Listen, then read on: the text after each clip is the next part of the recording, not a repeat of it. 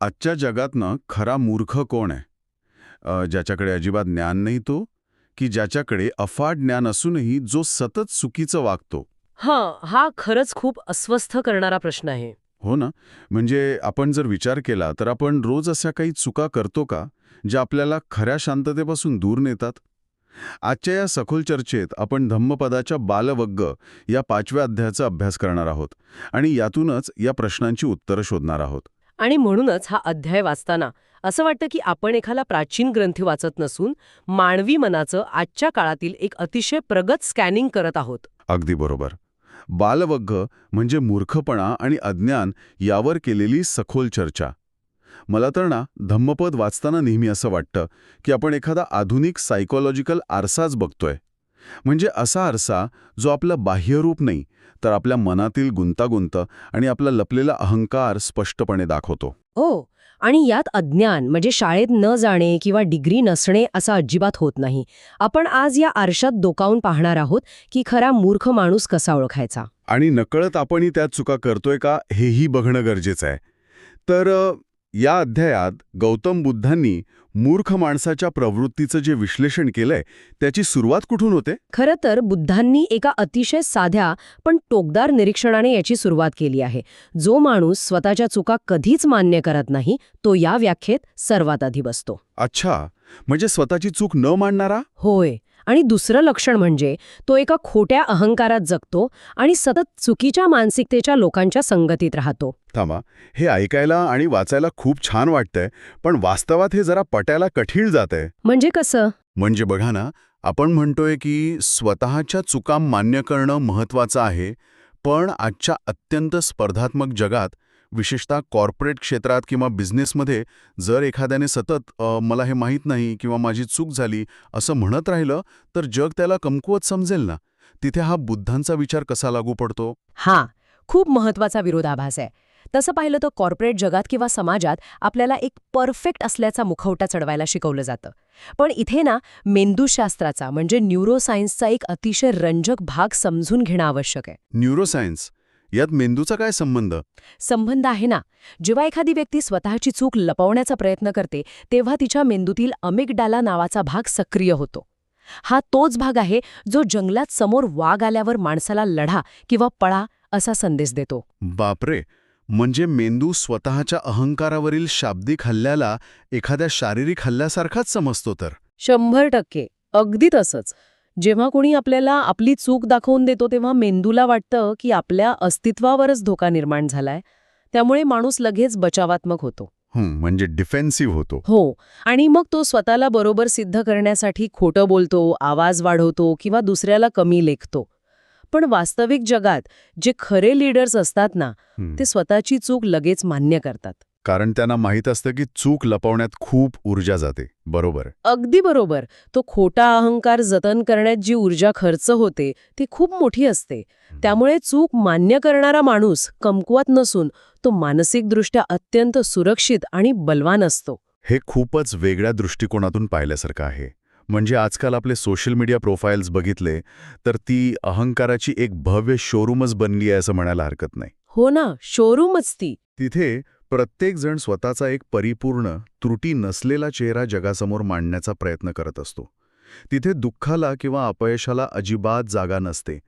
फक्त आपण किती यशस्वी आणि आनंदी आहोत याचाच देखावा असतो. आणि या शोरूमचा मेंटेनन्स खूप महागडा असतो बरं का.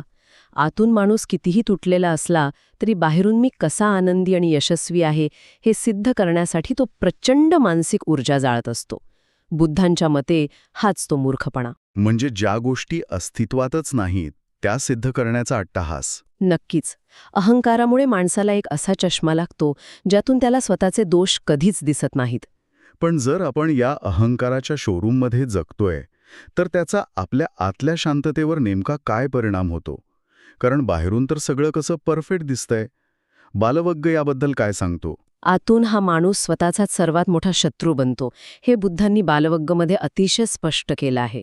अज्ञानी माणूस हा स्वतःच्या दुःखाचे कारण असतो. म्हणजे तो स्वतःलाच त्रास देतोय. हो.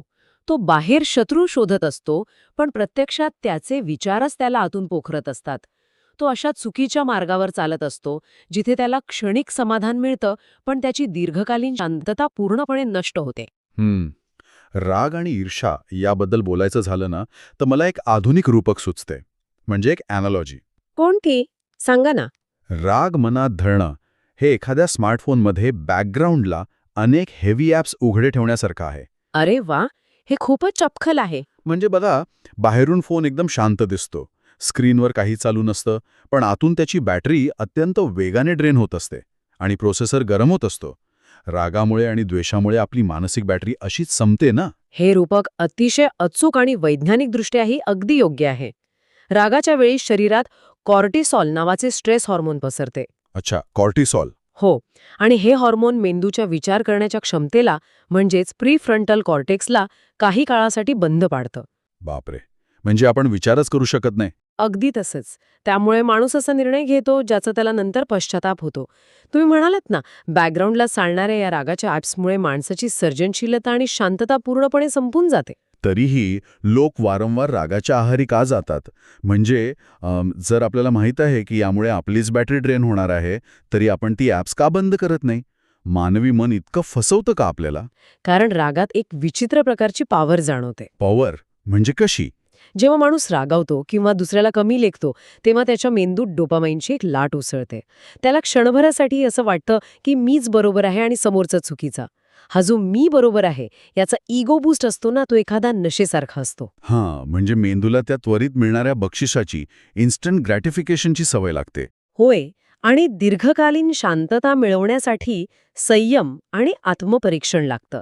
त्यासाठी स्वतःच्या चुकांचा स्वीकार करणं आवश्यक असतं. हे थोडं कठीण काम आहे ना. त्यामुळे माणूस रागाचा आणि तुलनेचा सोपा पण अत्यंत हानिकारक मार्ग निवडतो. ही मेंदूची रचना आणि आपलं वर्तन यांच्यातील ओढाताण खूपच थक्क करणारी आहे. पण मग ह्यातून बाहेर पडायचं कसं? हे शांततेतील शहाणपण प्रत्यक्षात कसं अनुभवायचं? यासाठी आपण एका अतिशय प्रसिद्ध कथेचा संदर्भ घेऊ शकतो, जी याच तत्वज्ञानावर आधारित आहे. ही कथा एका अशा अभ्यासकाची आहे ज्याने अनेक ग्रंथ वाचले होते, ज्याला सर्व तत्वज्ञानाची माहिती होती.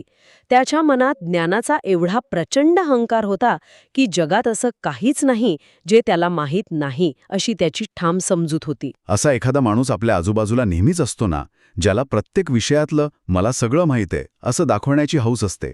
अगदी तसाच हा अभ्यासक. तो एकदा एका खऱ्या ज्ञानी आणि अतिशय शांत संताकडे जातो. तिथे गेल्यावर तो त्यांना काही प्रश्न विचारण्याऐवजी स्वतःच्या ज्ञानाचंच प्रदर्शन करू लागतो. तो सतत बोलत असतो, आपलेच विचार मांडत असतो. आणि ते संत काय करत असतात? संत अतिशय शांतपणे त्याचं बोलणं ऐकत असतात आणि एका क्षणी ते चहा बनवून त्या अभ्यासकासाठी कपात ओतायला घेतात. कपाच्या काठोखाट चहा भरला जातो.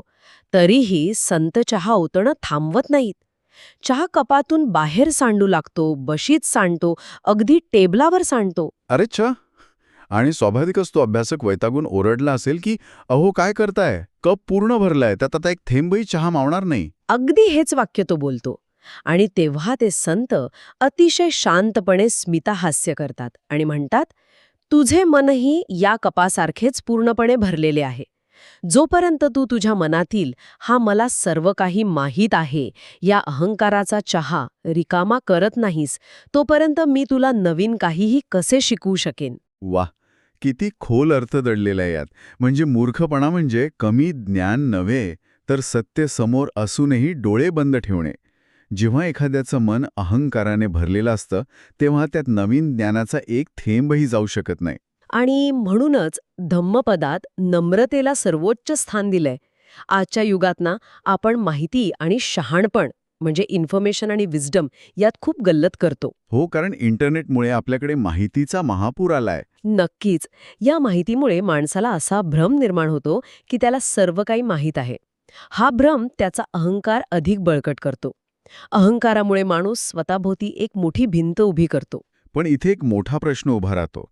ज्या समाजात सगळं काही माहीत असणाऱ्यांना आणि इन्स्टंट उत्तर देणाऱ्यांना महत्त्व दिलं जातं, तिथे ही नम्रता कशी टिकवून ठेवायची? म्हणजे मला माहीत नाही हे मान्य करणं म्हणजे आपण स्पर्धेत मागे पडलो अशी भीती वाटते ना लोकांना. हां, भीतीचा बागुलभुवा आपणच उभा केला आहे. नम्रता म्हणजे स्वतःला कमी लेखणे किंवा स्वतःमध्ये न्यूनगंड निर्माण करणं असं अजिबात होत नाही. मग नम्रतेचा खरा अर्थ काय? नम्रतेचा खरा अर्थ आहे सत्याचा स्वीकार करण्यासाठी मन नेहमी खुलं ठेवणं. मला सर्व काही माहीत आहे हा विचार माणसाचा विकास थांबवतो, पण मला आणखी बरंच काही शिकायचं आहे हा विचार त्याला प्रवाही बनवतो. प्रवाही. हो.